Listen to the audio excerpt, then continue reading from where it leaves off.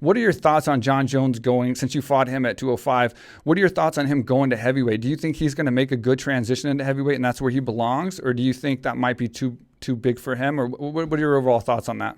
No, I think Jon will be just fine at heavyweight. I don't look at it as Jon being a 205 or moving up to heavyweight.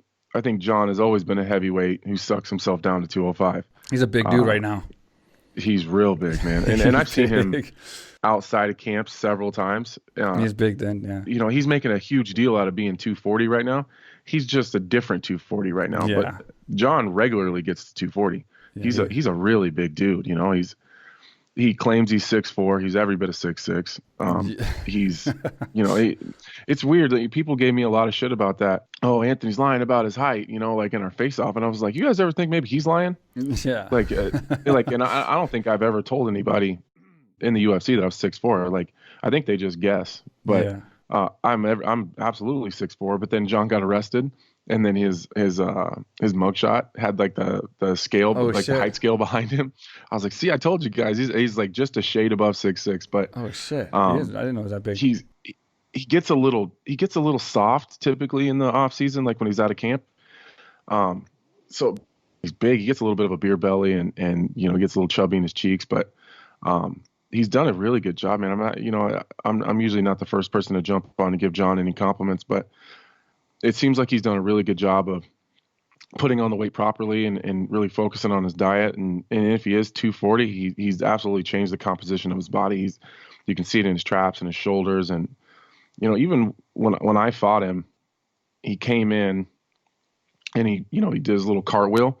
And I remember seeing his cartwheel. Like he had like the widest back of any person I've ever seen. It was the way he's built is it's really perfect for fighting. It really is. His waist is really skinny, so he's but his shoulders are so wide, and obviously his arms are really long. And I didn't have a whole lot of issues with his reach of his arms. I think I focused too much on that in the training camp. Like, how do we get around his reach? How do we get around his reach?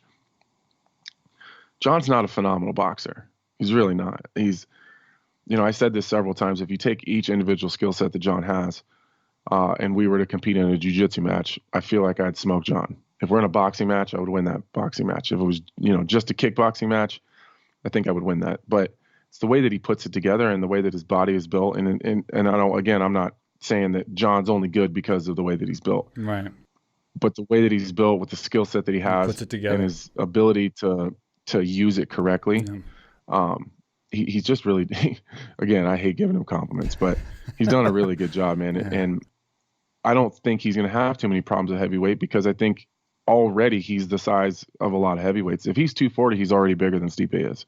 So, I think the biggest difference is I don't think he's not a powerful 205er.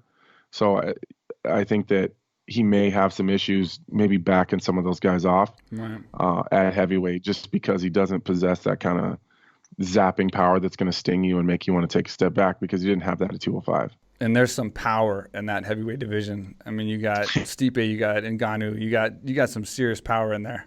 Yeah, it's nuts, man. Even Stipe, I think just with, you got guys like Ngannou and Derrick Lewis and all of them, Curtis Blaydes and like those guys are, you see those guys hurting people a lot, but like I've trained with Stipe and it's really different, man. It's crazy the way that because he's, when I'm at, in between fights, I'm 220. Stipe at his heaviest is 238, 240.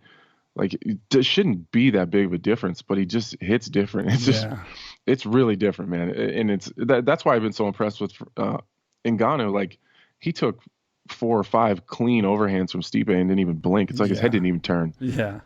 It's incredible. Which was just amazing to me. But it's really different, man. And if Stipe's probably not the most powerful guy at heavyweight, like he's got plenty of power, but that's the scary thing to me. Like I've never trained with any of the other heavyweights. So Stipe is kind of my, my gauge there. And if those guys, how much more powerful is Ngannou than Stipe? And then, and then Derrick Lewis. And it's a scary division up there. It really is. I think his dynamic style is going to give him an advantage in that aspect. He's going to have a little bit more dynamic overall kind of well-rounded style than most of those guys. But I think when he gets hit with those punches, it's going to be a little bit different, and that's going to be the key to victory to those guys is landing those punches to him. And I think, like what you said, it's going to be a different animal when he gets hit with those guys. I mean, those guys like Ngannou, they hit you with like half punches and put you out. Like they don't even have to come all the way back to like cock that thing to. It's incredible. I mean, yeah.